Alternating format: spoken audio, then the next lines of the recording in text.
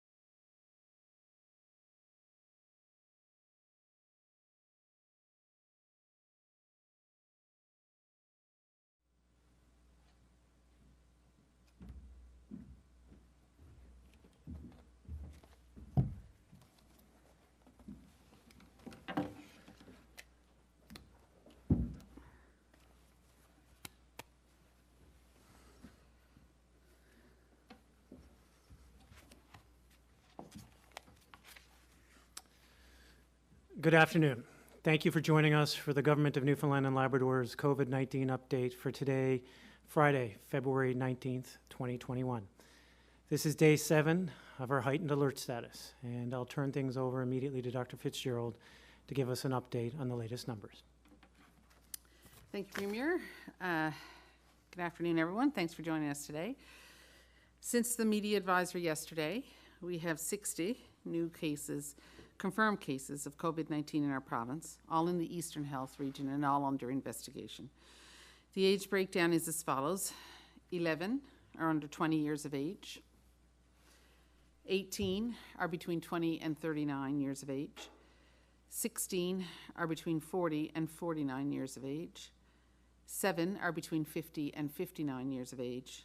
6 are between 60 and 69 years of age. And 2 are over 70.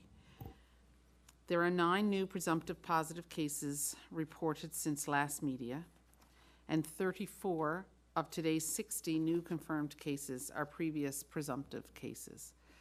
There are now a total of 21 outstanding presumptive cases.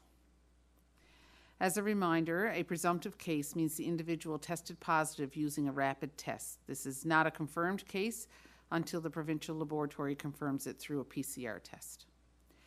The total number of cases in our province is now 863. And there have been 22 new recoveries in Eastern Health and 1 in Central Health, leaving 471 active cases in the province. 2 people are in hospital with COVID-19. 3,015 people have been tested since yesterday, for a total of 103,654 people tested to date. This weekend marks 2 weeks into the outbreak. This means there will be hundreds and perhaps even thousands of individuals coming out of their 14-day self-isolation. Please remember that life outside self-isolation does not look a whole lot different than inside self-isolation.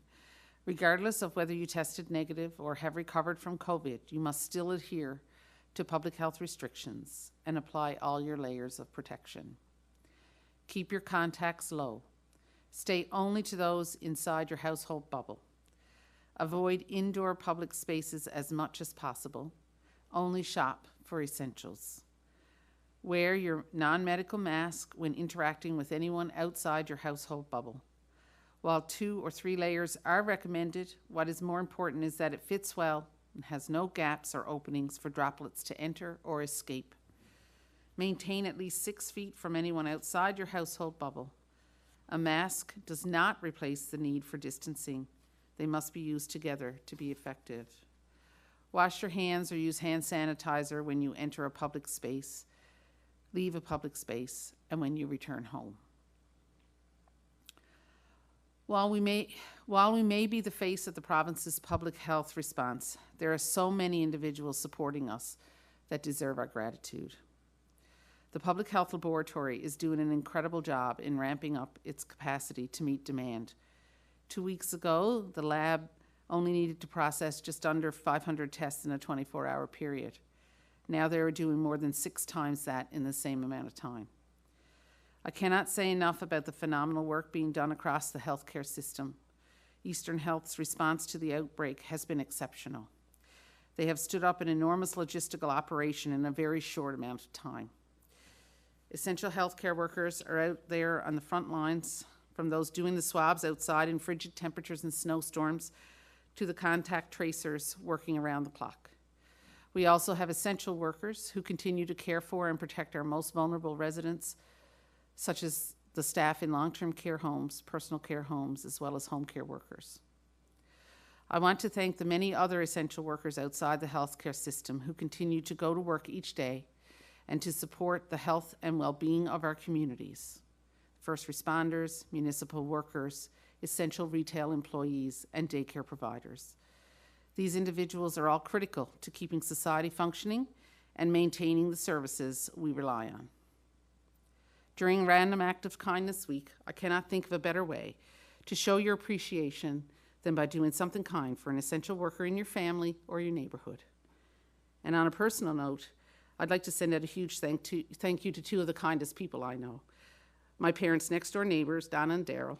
They are looking after them like I wish I could if I wasn't 400 kilometers away. So thank you. Kindness and patience is just as essential right now as our layers of protection. I know there is so much information out there from so many sources, and not all of it is consistent and not all of it is accurate. For anyone who is already experiencing worry and anxiety, the search for answers may lead them down the wrong path.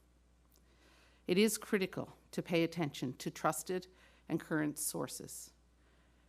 The Department of Health and Community Services website, the regional health authorities, the federal government, and the World Health Organization.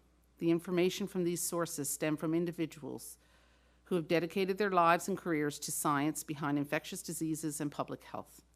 Their goal is clear: to provide the best advice based on evidence in order to protect as many lives as possible, Saving lives is the entire reason we have these restrictions in place.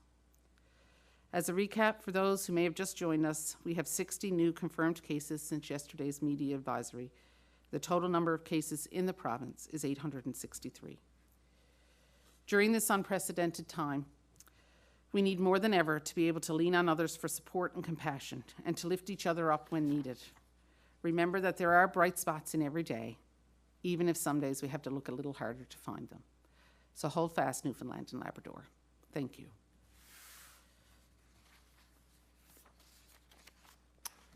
Well, thank you, Dr. Fitzgerald. We've now been one full week in lockdown under the heightened alert status.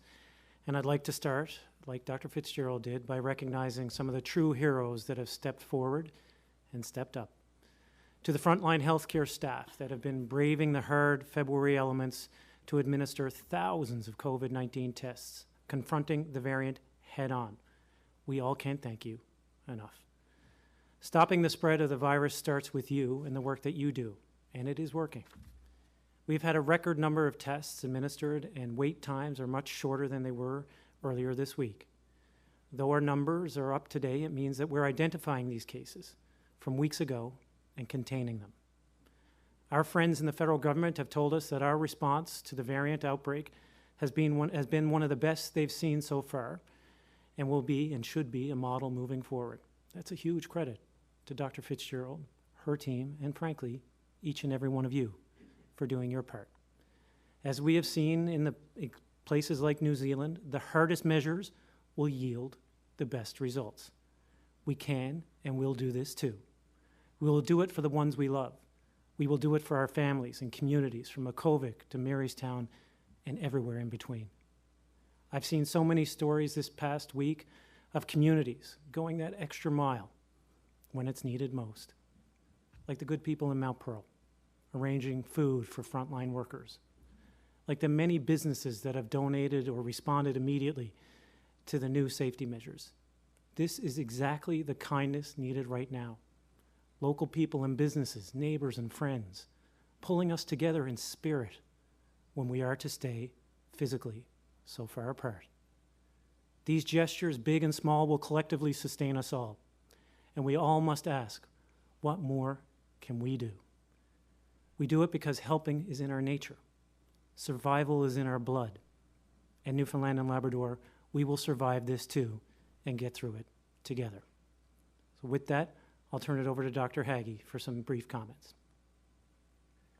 Thank you very much, Premier. Day 348, and the numbers are what they are. We have still a significant number of new cases by whatever route we are detecting them, and it's important that we continue to listen to Dr. Fitzgerald and public health and their measures. I'd like to expand a little bit on some of the comments earlier. I've been hearing a lot about truckers and from truckers. These individuals who work very hard are not our enemy. They indeed are our friends, and without them, we would not have food, fuel, medical supplies, or really a lot of essentials. And I think we need to bear that in mind as part of Dr. Fitzgerald's exhortation to kindness. Interestingly enough, some others have also seen the plight of truck drivers. There's a restaurant here in my own district on the TCH who has put up on social media a truck-friendly environment and contactless delivery for truckers to avail of a hot meal and a hot drink and use their facilities safely should they need to. Minister Parsons and Lieutenant Collins of the Salvation Army in Port aux Basques have been working behind the scenes, and both informed me that the Salvation Army will be putting in their mobile kitchen, as they did during the last Alert Level 5 lockdown in Port aux Basques, and that this will be available to provide food and refreshment and hot drinks to truck drivers starting hopefully on Sunday. And to all of those individuals, individually and collectively, my thanks, certainly. It is Kindness Week, and I think, as has been said, these are important steps to recognize the difficulties that some of our essential workers do have. Again, in terms of thanks, Eastern Health have really done a superb job. There are 83 people currently awaiting testing in Eastern Health. There are single-digit numbers in each of the other regional health authorities. This did not happen by accident, and given the fact that there were 7,000 waiting in one regional health authority as of Saturday night, Sunday morning, that is all the more impressive. Dr. Randall and Dr. Zaharides in the public health lab and in our department have done amazing things with the laboratory and is now testing regularly more than 3,000 people in a day. And that actually is significantly smaller number some days than the number of tests they actually perform. So again, I would like to close by simply echoing spread kindness, not COVID. We can get through it. And if we follow the recommendations from public health and the guidelines, we will stay safe. Thank you very much, Premier. Well, thank you, Minister. With that, I'll turn it over to the media for some questions. Thank you, Premier. For the benefit of our speakers, there are 8 reporters registered for today's call. The question and answer session will be conducted in 2 rounds, where each reporter will have the opportunity to ask 1 question and 1 follow-up per round. Following this, I will ask each reporter if they have 1 final question. Our first questions are from Peter Cowan with CBC. Please go ahead. My questions are about the presumptive positive case from Makova. Can you give us an update? Has that gone through confirmatory testing yet, or is that one of the ones still waiting for the backlog? And can you provide any more details about this person? For example, were they vaccinated, like many people in Makova have been? So, I can't provide any personal health information about anybody, but certainly the presumptive case has not been confirmed at this time at the laboratory. My understanding is that confirmatory testing was negative.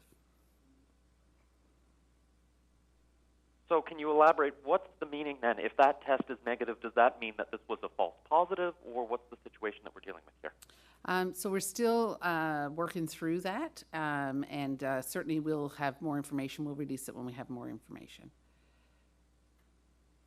Okay, thanks. Our next questions are from Peter Jackson with The Telegram. Please go ahead. Peter, I think you might be on mute there. Sorry about that. Okay. I may be wasting a question here, but I wanted to reconfirm. Are you saying that the positive presumptive case in Makovic has tested negative in the laboratory? Yes, that's correct. Okay. And another question I have, with regards to rapid tests, has the department given any consideration to using rapid tests other than in crisis situations, like we're in today? For example, could they be using them for sporting leagues or to screen people traveling to regions of province? So again, you have to be careful with these tests. So they're performing well right now because we're in a situation where we have an increasing prevalence, and we're using them on people who have a higher probability of having a positive test. When you use them in situations where there's a lower probability that people will test positive, so in situations of lower prevalence or with no exposure, then you have a higher risk of having false positive tests. So it's, we do have to consider how we use them, and we have to consider what we do with the answers that we give. For example, if we were to use the PanBio test in a pop-up clinic, as is happening in some areas, then we have to consider that, not every case may be detected in that situation. So it's great for us to try to get a snapshot of what's happening in an area, but it's not necessarily good for saying to someone, you have COVID or you don't have COVID definitively as a single test. So it very much depends on the situation that you're applying it to. Okay, thank you. Our next questions are from Richard Duggan with VOCM. Please go ahead.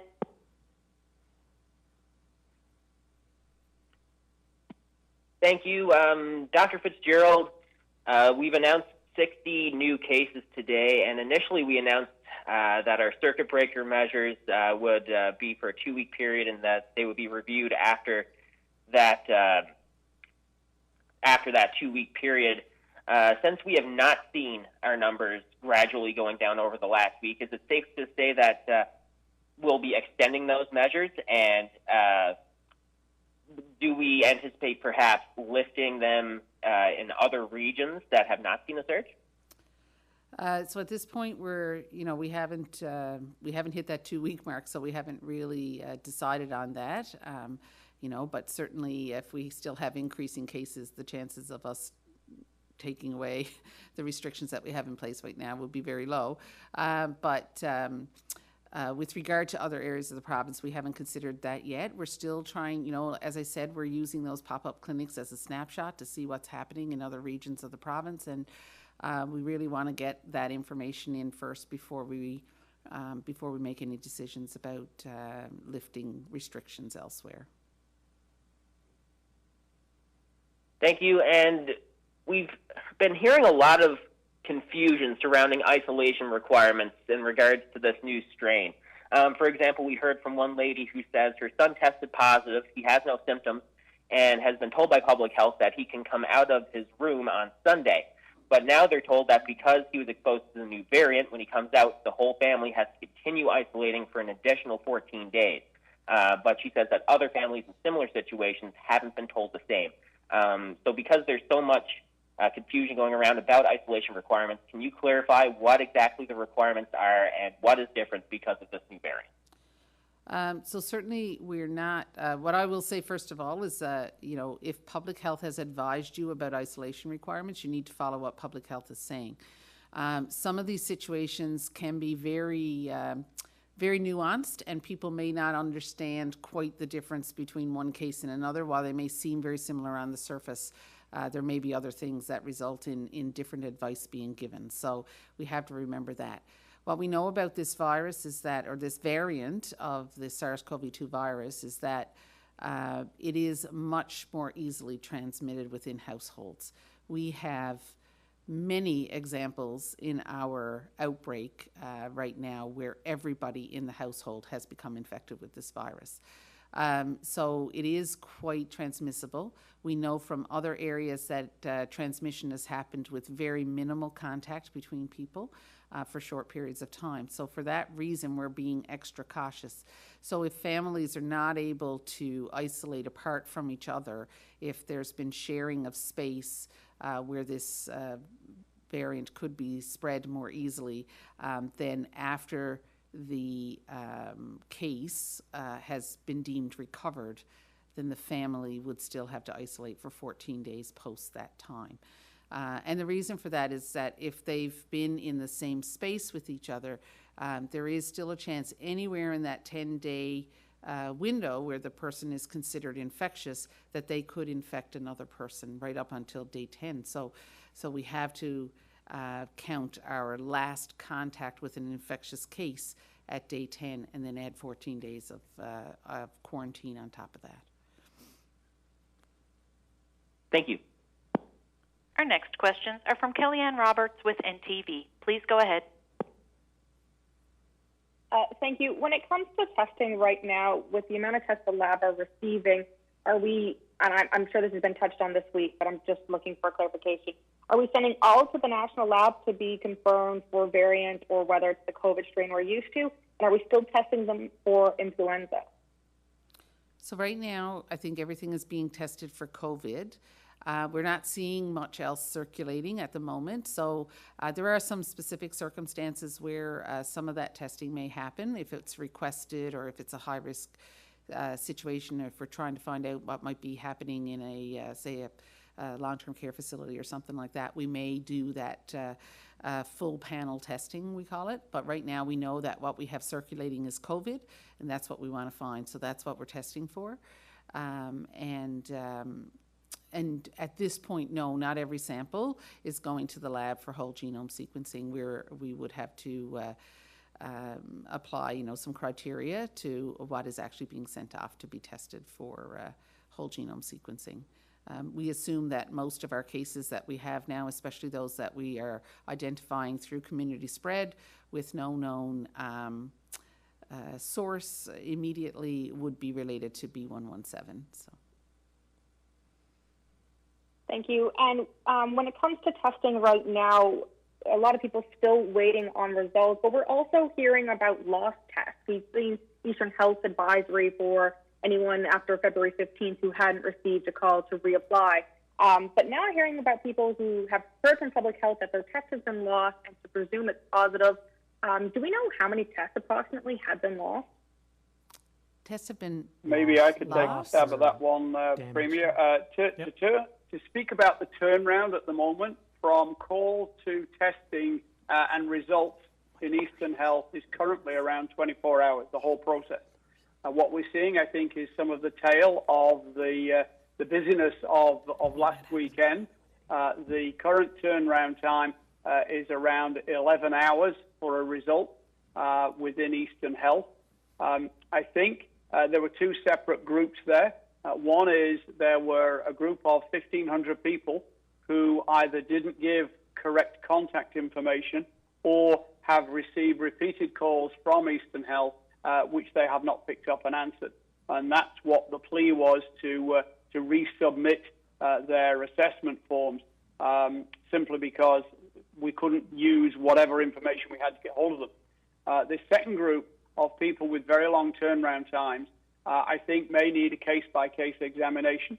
Quite frankly, I would suggest that individuals who have waited 3 or more days for their result, and it's not available online, should go back to either 811 or the public health number they had before and make direct inquiries about their specific circumstances. I will go back to the laboratory and see what data we can find out about that. It's one of those knowing what you don't know kind of things. It's an unknown. So we'll look into that, but I don't have that information at the moment, Kellyanne. I appreciate that. Thank you. Our next questions are from Alex Bill with All Newfoundland Labrador. Please go ahead. Good afternoon, Dr. Fitzgerald. I'd like to ask about the rise in your personal popularity and how you feel about it. You made a social media post asking people not to give you gifts.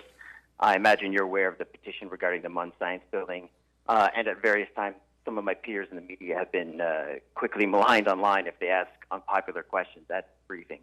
How do you handle and respond to all of that?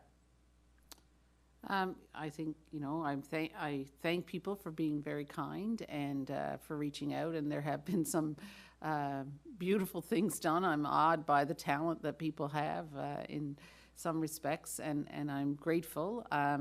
As I've said before, I'm just one person in this whole cog wheel of public health, and so I certainly couldn't get up here every day and do what I do without all that support.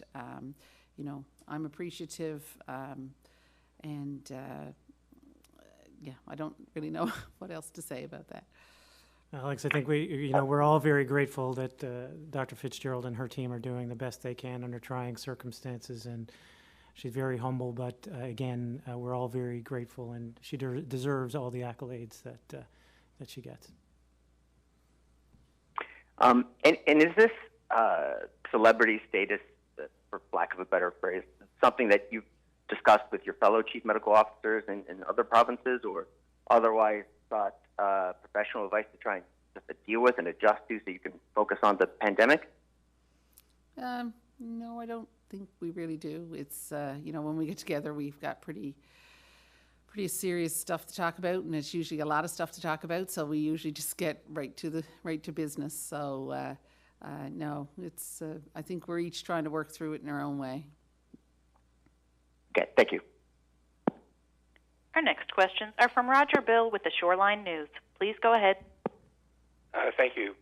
Dr. Hagg, I'd like to ask you about the rate of vaccinations.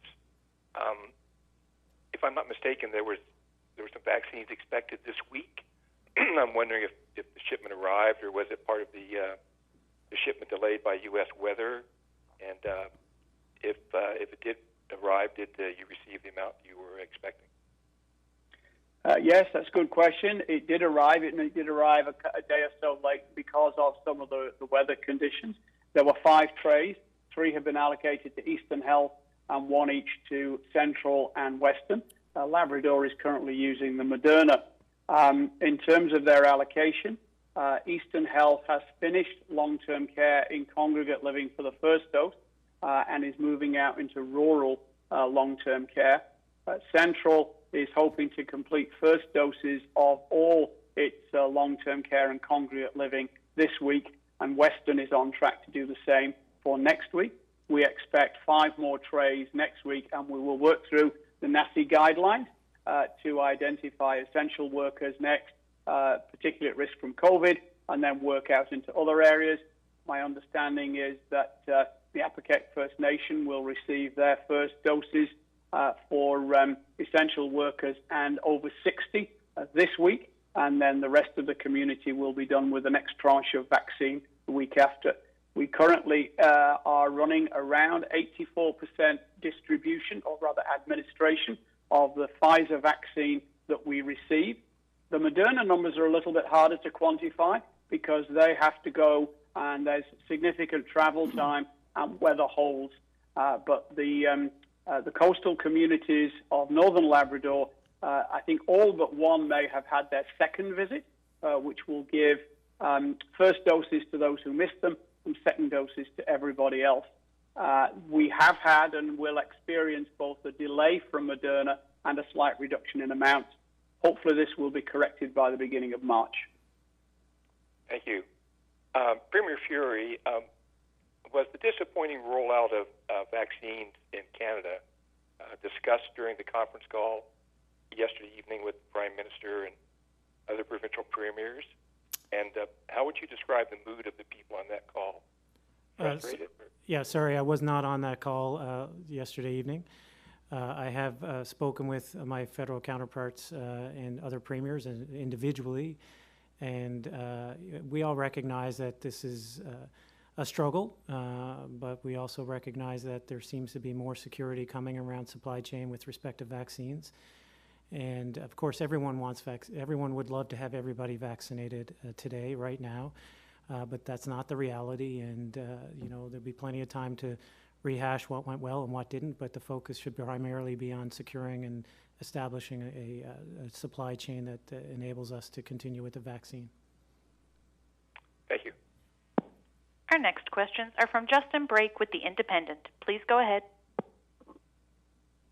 Good afternoon. My first question is to whomever I guess is the appropriate person to answer. Many in Labrador were wondering yesterday why there was no news conference in light of the presumptive case in Makkovik, which there was some confusion around. So I'm wondering what's being done to ensure that equitable access to information on COVID-19 in Labrador, including addressing public concerns there in a timely manner. What's being done on that front? Well, it was yesterday. There wasn't a scheduled media availability. We did reach out through the appropriate channels to the communities involved, including I spoke with President Lamp and leadership within the Natsivik communities many times over the last several days, as did Dr. Fitzgerald, not Dr. Fitzgerald's team and surrogates for Lab Grenfell. And we disseminated the information as best we could given the evolving situation. And we're trying ourselves to get the best accurate information surrounding that case so that the most appropriate and accurate information was distributed to those communities. But I have had open lines of communication, two calls a day with President Lamp and his ministers and government to ensure that we are communicating as best we can, given an evolving situation. So what specific arrangements does the province have with the Innu Nation, Nunatsi government, and Nunatuavut Community Council in light of the possibility that the virus could be in Labrador right now? Well, we just had myself and Dr. Fitzgerald just concluded a call with the Indigenous leadership throughout the province, including the Indigenous leaders in Labrador, and we discussed numerous things, including vaccine and border control. And we are committed to continuing to work collaboratively with them all to ensure that we're developing the right strategies to protect them and their communities. And we're committed to regular updates, of course, with them, and frankly, the other Indigenous leaders on the island portion of the province as well. Thank you. Our next questions are from Jason Piercy with Rogers Communications. Please go ahead. Hi, yes, hello. I would like to speak about our education system right now. There are critical periods of cognitive development in children, and a lot of parents may be feeling that the last 12 to, say, 14 months have heavily interrupted what could prove to be very important time in their child's development and their education. And of course, I'm speaking of like key fundamentals like reading, writing, a basic understanding of math or logic and problem solving. I'm just wondering if you're aware of any research that suggests that we really don't have to be as worried or concerned about the development of our children and possibly having missed critical educational periods. Well, I think, that social research is ongoing right now. I'm not aware of any recent studies personally. I mean, I can comment on my own situation, but we can't forget that because of Dr. Fitzgerald and her team and the advice and the measures that we had taken and after the previous lockdown, that our children did have a period of school where many across the country did not. So we're into this situation now. But they were afforded, because of working with educators, the NLTA, Dr. Fitzgerald and her team, we were able to open the schools in September, where many across Canada and in the United States are still struggling to figure out how to reopen schools. So they did have some, in-person education. I have to say, from my own personal experience, again, this morning, hearing my son speak with his class, as I eavesdropped when I was getting a cup of tea, the quality of education being provided, granted it's anecdotal and to myself, and I'm not saying that there won't be other stories, but I was quite impressed with the quality of education that was being delivered, and I think is reflective of the educators, teachers, administrators, the NLTA, everyone who's worked hard to pivot to this style of education. But of course, your question is one that we don't know the answer to, frankly, and I'm not sure that anyone does right now. I understand, and I can appreciate you being forthright in saying that you don't know the answer to it, and I certainly wouldn't want anybody sitting at that table or on a call from Gander to think that as a public we are ungrateful for the fact that our children have been in school when in a lot of other places across Canada they haven't. Just trying to find a way to help parents be at ease when they're having a hard time working from home and their kid won't get off them and school is only an hour and a half or whatever, and they might be worried about the years to come for their children. And and Jason, that's a great question, and I can totally appreciate and empathize with families going through that right now. I mean, I'm going through it, and I understand, and we all want what's best for our children. I think we'll all agree with that. I wish I had definitive answers about what impact this particular system would have on childhood development, but frankly, that's a little bit outside my area of expertise. And the system is there to support. If people are struggling with the education system, I encourage them to reach out to the department, and we'll see if we can kind of work through the solutions as best we can, given the scenario that we're in. But I completely empathize with parents, educators alike for the struggles of this new system. But again, it allows us to pivot, as others have, to protect our educational opportunities given the circumstances that we're in. I appreciate that. Thank you very much, Premier.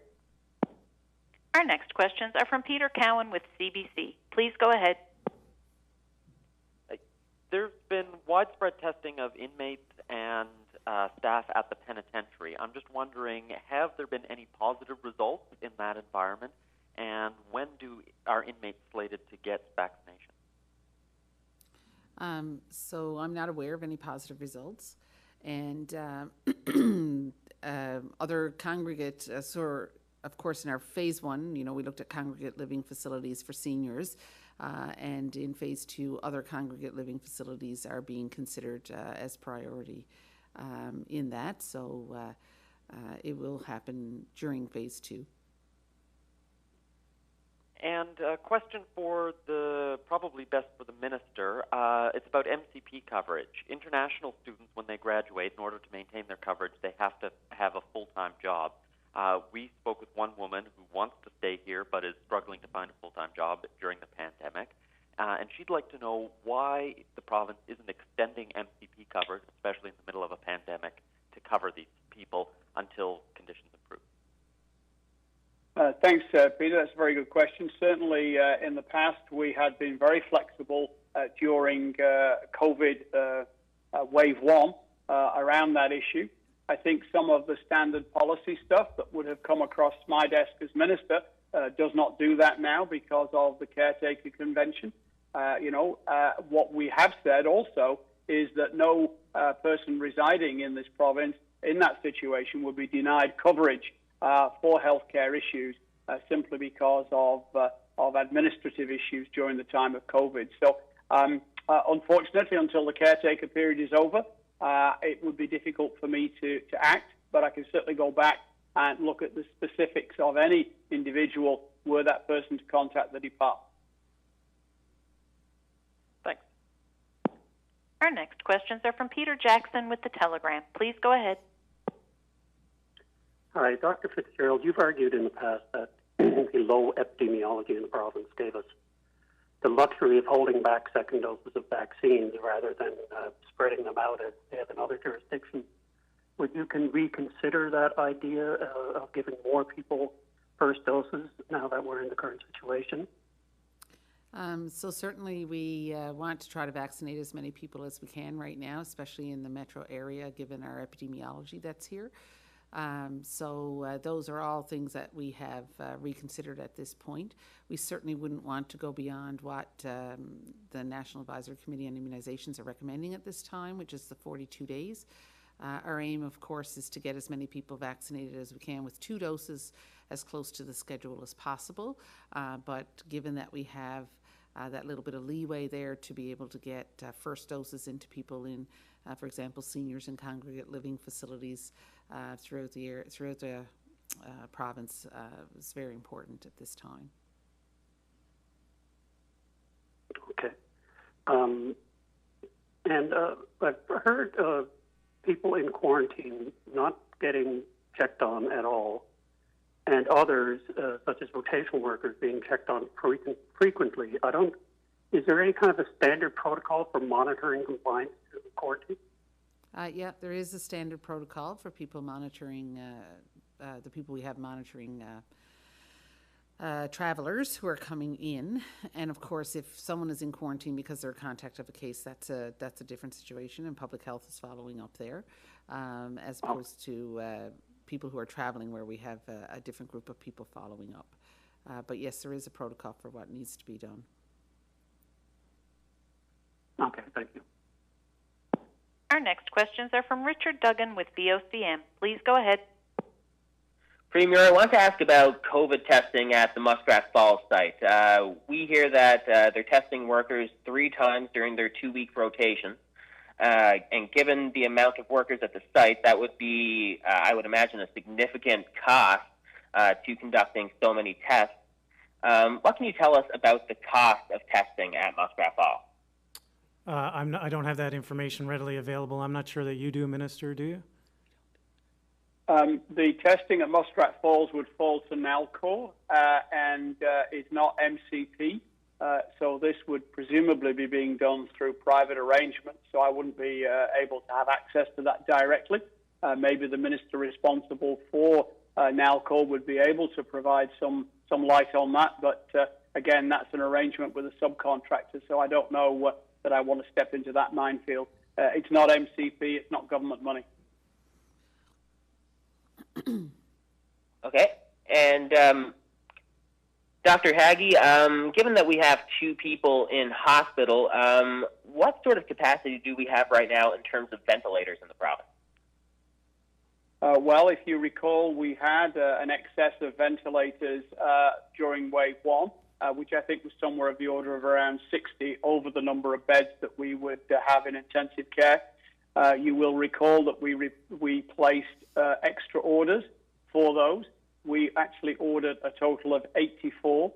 20 of those arrived a week or 2 ago, and the remaining group of 54, I have been told, as of this morning, a significant number of those have arrived at the Eastern Health Depot in Mount Pearl. There are some not there yet, so I don't know exactly what that number is. But in addition to that, we have additional surge capacity in the province available for our use of 50 more ventilators from the National Emergency strategic stockpile. Quite frankly, we're likely to run out of staff to run them before we'll run out of ventilators. Thank you. Our next questions are from Kellyanne Roberts with NTV. Please go ahead. Thank you. We know right now you're just to be with your household bubble. There's no double bubbling happening at this moment. But when it comes to custody, that's not to be impacted by the current alert level 5 lockdown.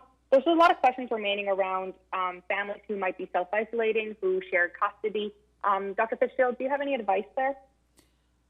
So if someone is self-isolating, that's a slightly different situation than someone who's just, living in alert level 5, right? Isolation has to happen in one place, and that's where it has to be. That's a different situation, but a short-lived situation, obviously. From a medical point of view, I think, it wouldn't be wise for somebody who could potentially be infectious to leave and go to another place. But when we're talking about alert level 5 and whether or not people, children with shared who have shared parents who have shared custody, of children, obviously the children would have 2 household bubbles. I mean, that's just the way it's going to have to be. Thank you. And I'm getting a lot of concern from seniors, particularly when it comes to home care workers. What is the protocol right now with home care workers working between multiple homes? So I believe the public health, there are protocols that are in place for how they do that safely, and they, mask wearing and things like that. And certainly, and people are screened. They're supposed to be screening before they go to work, before they enter anyone's home. So if they have symptoms or any exposures, they're not supposed to be going to work just as anyone would be in any of these, in any work-related situation. So all of those guidelines and protocols still apply. Sorry, so they can work between multiple homes, though? At this point, yes. I mean, it would be very difficult to provide home care to all the people that need home care if workers were completely restricted. No, absolutely. Thank you. Our next questions are from Alex Bill with All Newfoundland Labrador. Please go ahead.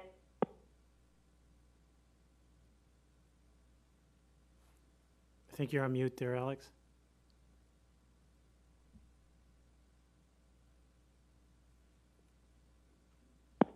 Alex, are you still on the line? Oh, I apologize. I was on mute. Hi, Dr. Fitzgerald. One more question about your personal experience here. Are there moments that you wish you had your privacy back during all this, and how do you kind of adjust to that? Yes. And I guess I just got to build a bridge and get over it, don't I? So it is what it is, and we'll just deal with it. I can only imagine. Have you had a chance yet to think about what that looks like and what your life looks like if and when we turn the page on COVID-19? When, Alex? When? Yeah. Don't say if. Oh my God, I'm just going to leave right now. No, I mean, I'm sure after a short while, my face will fade back into oblivion. Just that fleeting. Well, probably more than 15 minutes of fame, but anyway, it'll... Put your name on the science building won't. Yeah. So. Okay, thanks very much. Our next questions are from Roger Bill with the Shoreline News. Please go ahead. Premier Fury, your counterpart in Manitoba, Premier Brian Pallister, has announced that the province is contracted to buy a vaccine being produced by a Calgary-based biotech company, which hopefully will be available by the end of the year. Premier Pallister calls it an insurance policy in the event that international supply chains that Canada's now dependent upon are still unreliable at the end of the year. My question is this. If the federal government fails to deliver on its promise of having vaccines available for every Canadian by September, do you think the Manitoba approach to securing a supply of made in Canada vaccine for citizens, they call their insurance policy, is an option for Newfoundland and Labrador? Well, first of all, I think that this is an incredibly evolving situation with respect to vaccines. And as we see different approvals occurring at different times in different countries, and as the supply chain does go to scale, hopefully these numbers will change. Look, I think anytime there's options available to protect the public, it's certainly warranted to investigate. You said you weren't on the call with the Prime Minister and your fellow premiers yesterday, but you have had conversations with some premiers. Have you discussed this with Premier Pallister? I know he said he's discussed it with some of the other premiers.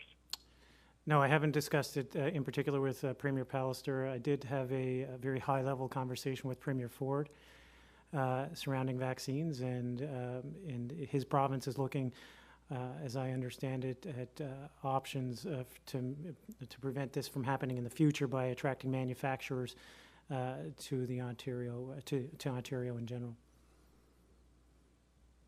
And a second question. Well, that was actually two questions, Roger.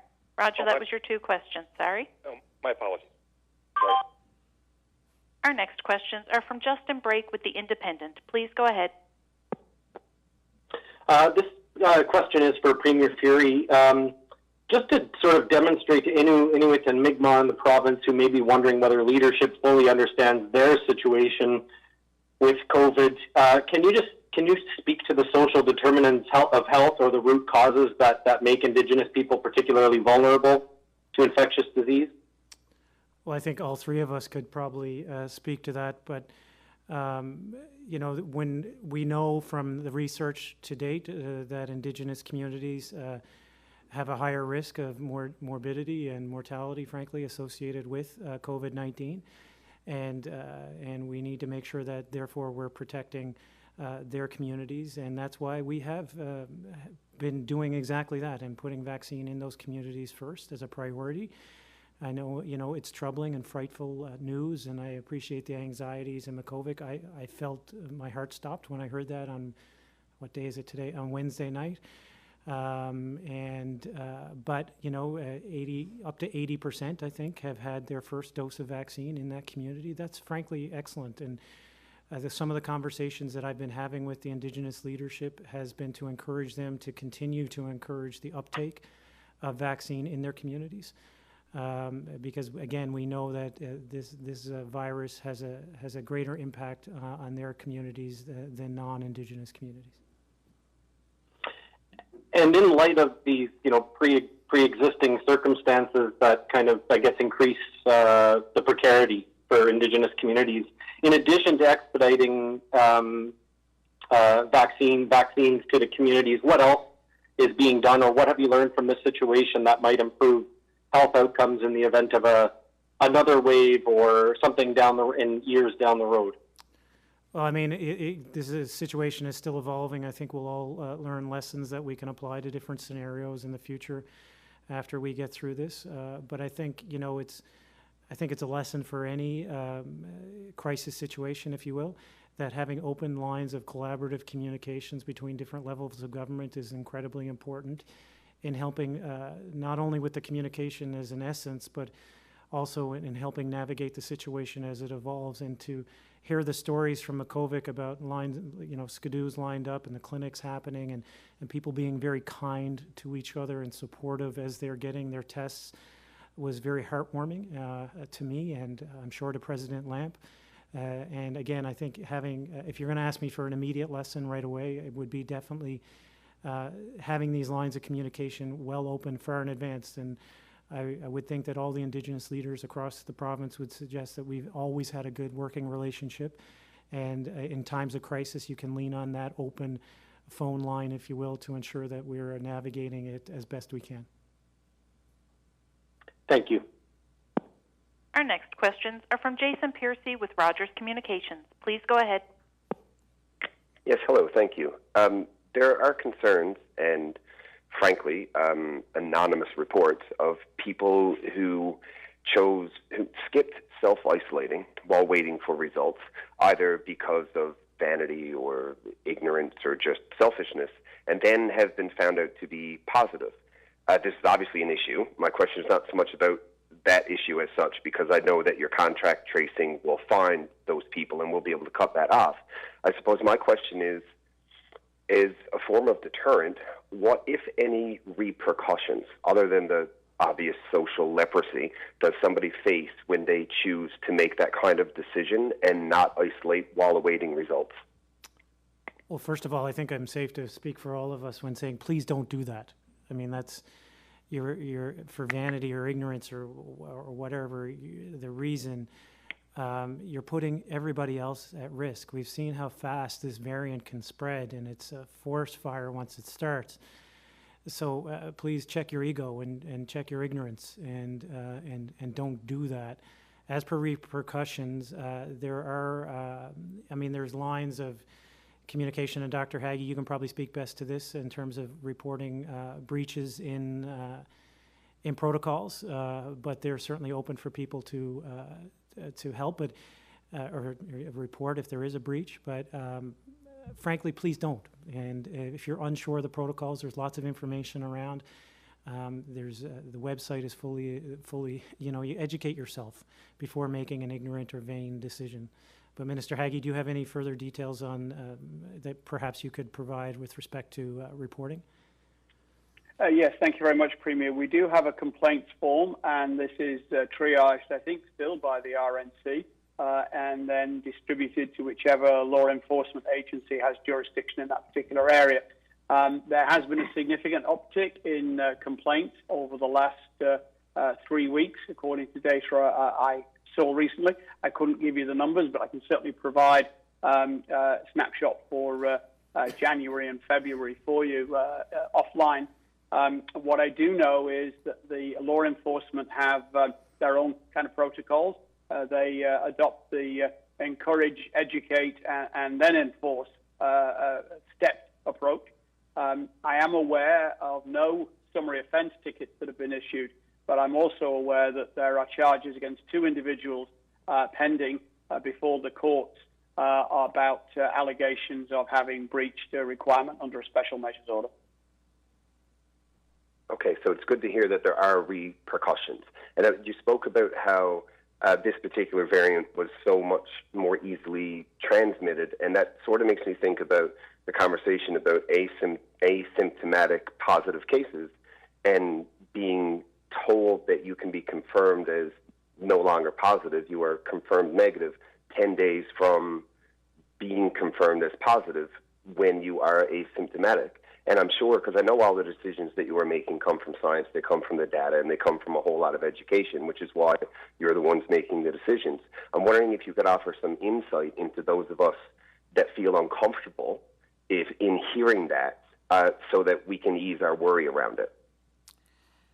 So the question is asymptomatic. How do we know that 10 days without symptoms is long enough for somebody to actually no longer have COVID-19 when we don't know how long they've been walking around with it to begin with?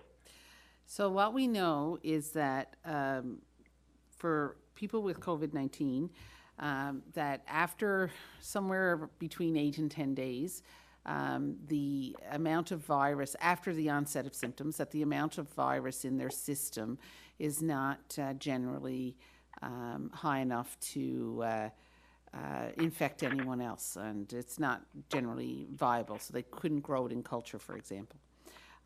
With regard to people who are not symptomatic, certainly we know that viral load tends to decrease, and again, after 8 to 10 days, generally is not at high enough levels to be considered viable in the laboratory. So there have been studies done in these regards, and certainly the epidemiology has borne that out, in that we don't see that there's a lot of people who end up infecting people after their 10 days. We don't see a lot of reports of that. The information that we have so far about this new variant does not change that information at this point. Obviously, it's new, we're learning lots, and if at some point, the information tells us something different, the evidence tells us something different, then we'll have to change. But as of right now, so far we're not seeing anything that's changing that advice. That makes a great deal of sense. Thank you for explaining the science. I'm sure it'll level a lot of heads. Thank you very much. You're welcome. I will now go back through each reporter to see if you have one final question. Peter Cowan with CBC, do you have a final question? Yeah, I just want to go back to the Makovic situation. Dr. Fitzgerald, I think people are a little bit confused. You said that the person tested negative on the PCR test. Can you explain just exactly, does that mean that they don't have the virus? And what are the next steps going to be as you continue the investigation? Yeah, so if somebody else, I can speak more in generalities, I guess, as opposed to about a specific situation, because I'm not on the ground there and I don't have all the information. I don't want to misspeak. But if somebody tests positive on one of these rapid tests, so these point-of-care tests that you can do very quickly, then we have confirmatory testing, and that confirmatory test then is negative if it's done at the same time. You know, if the sample was collected at the same time, then you have to think about that test in terms of being a false positive, presumptive false positive. So that's likely what would be the case here. I'm just waiting to sort of confirm that, really. I just don't want to speak out of turn. Fair enough. Thank you. Peter Jackson with The Telegram, do you have a final question? Just a quick one. What can you say to businesses such as tattoo studios, gyms, that sort of thing? We're basically in limbo now. They don't know whether they should be laying off employees. Is there anything you can offer them in terms of when they can expect some developments in the health orders or in some kind of assistance or anything to that effect? With respect to the health orders, I think that Dr. Fitzgerald's kind of already answered that. It's too early to tell, safe to say, with respect to restrictions of businesses in Alert Level 5.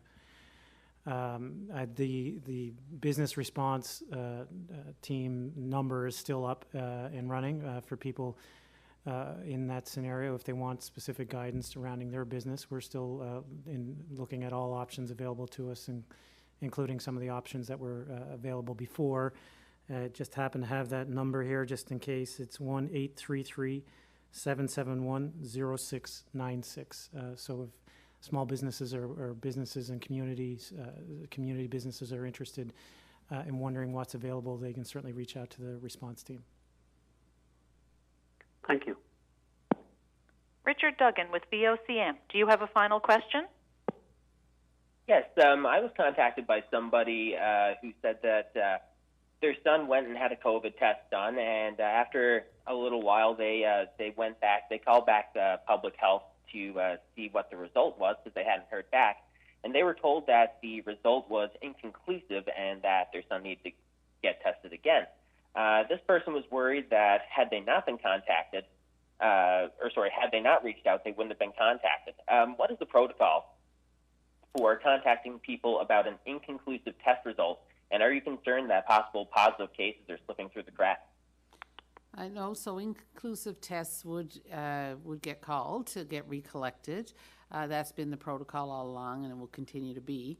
You know, it's just a matter of someone making that phone call. I can't speak to the specifics of that situation, but you know, inconclusive tests will get notified to get recollected. Thank you. Kellyanne Roberts with NTV, do you have a final question? I do. I'm just looking to follow up on one of my previous questions when it comes to self-isolation and custody. I know this is to do a lot with the courts too, but when it comes to self-isolation and the advice of it's probably best for someone not to be going back and forth from that place, what about rotational workers right now who are having to self-isolate when they return home? Is it the same advice there? Sorry, Kellyanne, you kind of blurred it's difficult to hear. Sorry, when it comes to shared custody, I know a lot of this lands with the court system, but from public health perspective, Dr. Fitzgerald, you know that it's probably best for someone not to be going back and forth from somewhere that someone is self-isolating from, that they need to isolate away from people. Does this apply for rotational workers as well, as they're having to self-isolate right now, but many of them have shared custody? So, I mean, at the moment, given that we're in alert level 5, we are recommending that rotational workers try to isolate away from their family as much as possible. I'd have to take that one back, Kellyanne, and have a look at that specifically off the top of my head. I wouldn't want to speak and say something wrong, so it's a bit nuanced, so I would rather make sure I have the right answer for that. No worries, thank you. Alex Bill with All Newfoundland Labrador, do you have a final question?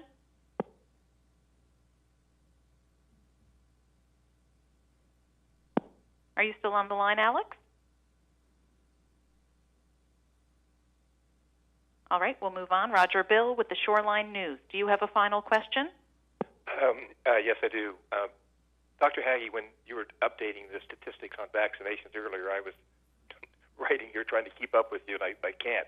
Are the updated stats available at your department's internet site, or is it possible that somebody can pull together the up-to-date numbers, how many people have been vaccinated, how many more are being vaccinated, what your forecast is, and perhaps issue that as a release?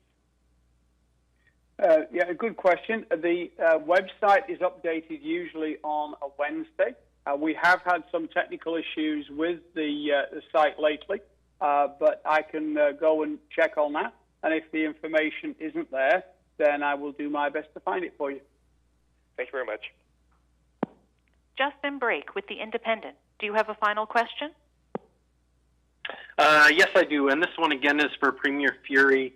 The Truth and Reconciliation Commission and the National Inquiry into Missing and Murdered Indigenous Women both outlined actionable items, some of which would help close some of the gaps in health and access to health care for Indigenous people, which is particularly relevant right now.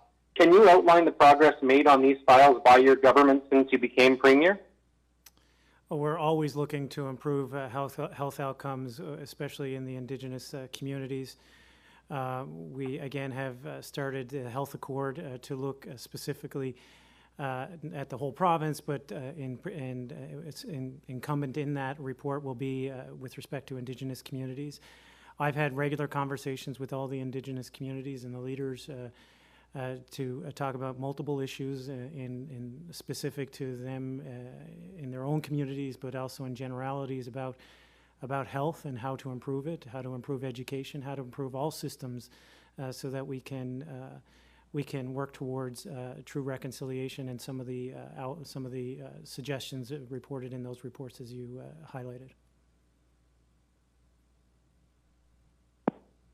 Thank you. Jason Piercy with Rogers Communications. Do you have a final question? Yes, I do. Thank you. Just to sort of walk through the process of somebody who goes to get swabbed. You drive through and you watch the nurses come back and forth, and they go out and swab someone, and they go in, and then they come out again. When you are tested, and then they reach down and they give you that little piece of paper, which to some people might look like one giant coronavirus, I'm wondering if you could offer some insight into what the nurse does behind the scenes that you don't see to make sure that there isn't contamination from one test to the next. I certainly, I'm not on the ground, and I don't know exactly what's happening in the sites, after the sample's been taken, but there are protocols that are in place, and those are, standard protocols that are in place across the country for collection of these types of swabs. And so they go into the facility there, they get, they're labeled, they're sorted, and they're probably labeled before the sample's even taken, and then they're shipped to the lab. So, the samples there is a particular way that the samples have to be managed and have to be handled so that there isn't cross-contamination and those sorts of things. So, all those protocols are in place, but I'm not sure I'm the right person to answer exactly how that happens. But Jason, I think we all realize we have some of the best healthcare professionals anywhere in the world working here in Newfoundland and Labrador, and we have to trust that they are following the protocols and doing their jobs, which I'm sure they are, having worked with them in my previous life. They're simply the best, and they'll be following the protocols strictly. I appreciate that. Thank you very much. Thank you, everyone. Premier, do you have any final comments today? Sure. First, I'd like to thank all the Indigenous leaders for joining us on our call today and helping us work through some issues earlier today. And in particular, wanted to send thank you to President Lamp for helping us navigate, and his ministers and community leaders in Makkovik for helping us navigate that situation midweek. It's truly a collaborative approach, and I look forward to continuing to work as we get to the bottom of the situation there together. So it's otherwise 1 week down and more to go as we inch our way out of this heightened alert level, and it can't be said enough, and it was troubling to me to hear today some examples of people not following the guidelines. We absolutely have to follow the guidelines. It's the only thing that will work. That's the only thing that will get us out of this crisis. It's the only thing that will allow Dr. Fitzgerald and her team to move alert levels. So please follow the rules, look after each other, look after yourself. In Newfoundland and Labrador, we will get through this. Thank you, Premier. Stay safe, everyone. Take care of yourselves and each other, and enjoy the rest of your day. It's Jan. Jan sometimes visits her neighbor Paul. Paul has COVID-19, but doesn't know it. Jan also takes the bus. So does Mo, who's a frontline worker. So if Paul infected Jan, Jan could infect Mo, who could infect a lot of people. But wait, they all have the COVID Alert app. So Paul tested positive and entered a code in his app, which anonymously alerted Jan. So Jan stayed home and Mo went to work safely. Phew, close call. Help break the chain of infection. A message from the Government of Canada.